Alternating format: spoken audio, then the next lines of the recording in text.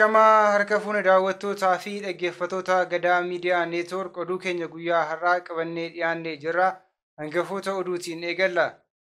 Waraanni Bilxiginnaa dargaggoota Oromoo adamsuun ajjeesuu itti fufee jiraachuun himame. Wallagga Lixaa Laaloo Assaabiitti waraanni Bilxiginnaa daldaltoota Oromoo hidhuu fi saamuu hammeessan. Tigraayitti namoonni hiriira nagaa irratti hidhaman akka hiikaman Amnistiin gaafate. Gamtaan Afrikaa miseensa dhaabbataa garee biyyoota 20 ta'e. Balaa kirkira lafaa Morokootti mudateen namoonni hedduun du'uun ibsame. Kunneen hangafoota oduu turanii amma bal'ina oduutti dabarraa. Oduu wajjin ana Maanu'eel Laggaati. Waraanni mootummaa Bilxiginnaa dargaggoota Oromoo adamsuun ajjeesuu itti fufee jiraachuun himame.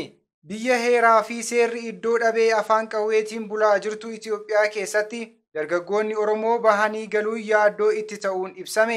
Kanas waraanni Bilxiginnaa yoo barbaade woboo wajjin hariiroo qabdu jechuun yookaan ammoo miseensa abbaa torbeetii fi maqoota kan biraa itti maxxansuun qe'ee isaaniitti haala suukkanneessaan ajjeesaa jira. Haaluma kanaan godina Wallagga Bahaa aanaa Sibuu Siree ganda Jaarsoo Waamaa jedhamutti waraanni Bilxiginnaa dargaggoo Danuu Malkaamuu jedhamu haala suukkanneessaan erga ajjeesanii booda reeffa isaa bineensa nyaachisuun dhaga'ameera. Oduudhuma wal fakkaatuun godina Shawaa Lixaa aanaa Amboo keessatti waraanni Bilxiginnaa dargaggoo Oromoo tokko ajjeesuun dhaga'ameera. Akka odeessi arganne ifoomsutti dargaggoon kun aanaa Amboo ganda Galaa Waddeessaatti dhalatee kan guddate yoo ta'u magaalaa Amboo keessa jiraataa ture. Waraanni Bilxiginnaas magaalaa keessaa qabee bakka Galaa Waddeessaa jedhamutti geessuun gabaa walakkaatti uummata fuulduratti baasanii ajjeesaniiru. Gara jabinaan kan guutame waraanni mootummaa Bilxiginnaa ilmaan Oromoo jumlaan rashanuu dabalatee gochoota dubbachuuf nama rakkisan hedduu ilmaan Oromoo irratti raawwachaa jira. Godina Wallagga Lixaa aanaa Laalloo Assaabiitti waraanni Bilxiginnaa daldaltoota Oromoo saamuu fi hidhuu hammeessan. Kallattii adda addaatiin ilmaan Oromootti duuraa kan jiru waraanni mootummaa Bilxiginnaa daldaltoota Oromoo dinagdeen dadhabsiisuu fi saamichattis akka jiru odeessi arganne ifoomseera. Haaluma kanaan godina Wallagga Lixaa aanaa Laalloo Assaabii ganda Laaloo Wanjoo keessaa daldaltoota 3 hidhuun raarsaa jiraachuun barameera. Daldaltoonni kunneen Kaffaalee Bantii, Mitikuu Kumarraa fi Asnaaqee Nagaraa kanneen jedhamanidha. Namoota kana waraanni mootummaa Bilxiginnaa maqaa waraana bilisummaa Oromoo waliin hariiroo qabdu jedhuun kan qabanii gidirsaa jiran yoo ta'u, addatti nama Kaffaalee Bantii jedhamu bara wayyaaneetii kaasanii akka gidirsaa turan maddeen dabaluun addeessaniiru. Maqaa waraana bilisummaa Oromoo gargaartuutiin aanaa Laalloo Assaabii keessaa namoonni hedduun qabamanii manneen hidhaa adda addaa keessatti raarfamaa jiru jechuun maddeen keenya achii Gadaa Miidiyaa Neetwoorkiif himaniiru. Naannoo Tigraayitti namoonni hiriira nagaa irratti hidhaman akka hiikaman Amnistiin gaafate. Naannoo Tigraayitti namoonni gaaffii isaanii karaa nagaan dhageessifachuuf ba'an hidhamuu fi reebamuu ilaalchisee gabaasonni ba'aa jiran akka isaan yaaddeessu jaarmiyaan mirga namaaf falmu Amnistiin ibse. Waraana waggaa 2 tureen dhiittaa mirga namoomaa kanneen raawwatan akka gaafatamanii fi gaaffilee biroo 38 qabachuun namoonni hiriira nagaa ba'an hidhaa, reebichaa fi doorsisaaf saaxilamuu Amnistiin gabaasa guyyaa kaleessaa fulbaana 8 bara 2023 baaseen ibseera. Aangawoonni mootummaa bulchiisa yeroo naannoo Tigraay namoota kibxata darbeerraa eegalanii hidhaa jiran akka hiikan Amnistiin gaafateera. Hiriirri aangawoota naannochaa hin eeyyamamne geggeeffamuu hordofee humnoonni nageenyaa naannochaa hiriira kana humnaan bittimsuun namoota dhibbaan lakkaa'aman hidhuu jiraattonni ijaan argan dubbataniiru. Hiriira kanaan wal qabatee hooggantoonni paartilee siyaasaa mormituu, barsiisonni yuunivarsiitii Maqalee fi rogeeyyiin hawaasaa hedduun hidhamaniiru. Amnistiin ibsa isaa keessatti humnoota nageenyaa hiriirtota irratti raawwatan irratti qorannoon dafee akka eegalu aangawoota naannochaa gaafateera. Aangawoonni bulchiisa yeroo naannoo Tigraay mirga lammiileen yaada isaanii karaa bilisa ta'een ibsachuuf qabanii fi mirga gurmaa'uu lammiilee kabajuu qabu. Kun ammoo keessumaa naannoo reefuu waraanarraa damdamataa jirtuuf baay'ee murteessaa jechuun ibseera Amnistiin. Naannoo Tigraayitti jijjiirama siyaasaa bu'uuraa fiduuf paartileen siyaasaa naannochaa Saalsaayii Wayyaanee, Baayitoonaa fi paartileen bilisummaa Tigraay hiriira gaggeessuuf gaaffii dhiyeessan bulchiisi yeroo naannochaa kuffiseera. Bulchiisi yeroo kun gaaffii nageenyaas ta'e gaaffii gosa kamuu dhiyeessuuf yeroonsaa amma mitii jedhee ture. Hiriirri nagaa kun aangawoota mootummaarraa eeyyamaa argachuu baatus yeroo garaa garaatti geggeeffameera. Sababa kanaanis qaamoleen nageenyaa hiriira bittimsuun humna fayyadamanii kaan reebanii kaan hidhaniiru.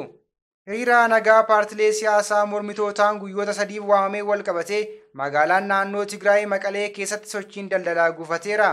Bulchiinsa yeroo naannochaa obbo Geetaachoo Raddaa ibsa tibbana kennaniin hiriira nagaa heeyyamuu yookaan dhorkuu wanti jedhamu akka hin jirre hooggantoota paartilee waliin dubbanneerra. Haa ta'u malee iddoo hiriiraa murteessuun itti gaafatamummaa paartilee mitii jedhan. Bu'uura seera isaanii ilaalchisee falmii keessa hin gallu jenneeti malee akkaataa seera boordii filannoo amma jiruun paartileen kunneen walga'ii mana keessaa yoo ta'e malee addabaabayitti ba'anii hiriira waamuuf mirga hin qabanii jedhan obbo Geetaachoon.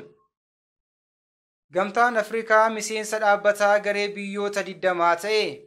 Gamtaan Afrikaa miseensa dhaabbataa garee biyyoota 20 G20 ta'uun ibsame. Ammaan booda sadarkaa gamtaan Awurooppaa biyyoota G20 keessaa qabu waliin wal fakkaatu akka qabaatus eerameera. Ministeerri muummee Hindii Naarendaraa Moodiin gamtaan Afrikaa miseensa dhaabbataa ta'uun garee biyyoota 20 keessatti bakka akka argatu affeeraniiru. Gamtichi garee biyyoota 20 keessaa akka haammatamuuf Hindiin ji'ootaaf leellisaa turte. Biyyoonni akka Raashiyaa, Ameerikaa, Awustiraaliyaa fi Jaappaanis erga pirezidaantiin Senegaal Maaki Saal bara 2022 yeroo duraa taa'ummaa gamtaa Afrikaa turanitti yaada dhiyeessaniin booda tarkaanfii kana deeggaraniiru. Balaa kirkira lafaa Morokootti mudateen namoonni hedduun du'uun ibsame. Ministeerri dhimma biyya keessaa akka ibsetti balaan kirkira lafaa maagnitiyuudii 6.8 ta'e kun lubbuu namoota 632 baasuu qofa osoo hin taane miidhaa hamaa qaqqabsiiseera. Balaan kirkira lafaa inni jalqabaa erga mudatee boodas kan biraan maagnitiyuudii 4.9 ta'e mudachuun miidhaa qaqqabsiiseera. Balaan kun baay'inaan kan mudate naannawaa gaara Atlaas jedhamuttidha. Iddoon kun magaalaa Maarakaash irraa kallattii kibbaan kiiloomeetira 71 irratti argama. Kirkirri lafaa kun lafa jalatti gadi fageenya kiiloomeetira 8.5 irratti kan mudate. Balaa kirkira lafaa kanaan magaalaa Maaraakeshii fi kutaalee kibba biyyattii keessatti namoonni hedduun du'aniiru. Alhawaazuu, Maraakaash, Orozaatee, Azil, Kirichawaa fi Taaraawudaanti iddoowwan jedhamanittidha namoonni kun kan du'an. Kirkira lafaa kanaan gamoowwanii fi daandiiwwan miidhamuu viidiyoon agarsiisan miidiyaa hawaasaa irratti bahaa jiru. Namoonni ija argan akka Rooyitersitti himanitti naannoo magaalaa seena qabeettii Maraakaashitti gamoowwan barbadaa'aniiru. Jiraattonni balaa kanarraa of oolchuuf jecha ala turuu filataniiru. Namni magaalattii keessa jiraatan biroon gamoo yeroo socho'u arguu isaanii isaan yaaddessuu himaniiru. Namni Abdullaak Alamariin jedhamu AFP'tti namoonni naanis sodaatanis ture jechuun himan. Maatiin burjaaja'anii ijoolleen ammoo boo'aa turan jedhan. Daqiiqaa 10f tajaajilli bilbilaa fi elektiriikii adda cituus ibsaniiru. Gaara Atlaas dabalataan magaalaa guddoo biyyattii Raabaat, Kaasabilaankaa fi Isooriyaa fa'itti kirkirri lafaa kun dhagahameera. Gamoowwan naannoo gara kanaatti ijaaraman kirkira lafaa kanarraa waan hafan hin fakkaatanis jedhameera. Egaan kabajamtoota daawwattootaa fi dhaggeeffattoota Gadaa Miidiyaa Neetwork oduu fi odeeffannoo dabalatee qophiilee Gadaa Miidiyaa Neetwork kanneen biroo karaa toora YouTube chaanaalii Gadaa Miidiyaa Neetwork subscribe like gochuun hordofuu hin dagatinaa jecha oduun guyyaa har'aaf qabadhee dhiyaadhee kana fakkaata ture ana wajjin sa'aatii oduutti walitti deebina. Hangasittuu qophiilee Gadaa Miidiyaa Neetwork kanneen biroo wajjin turtii gaarii.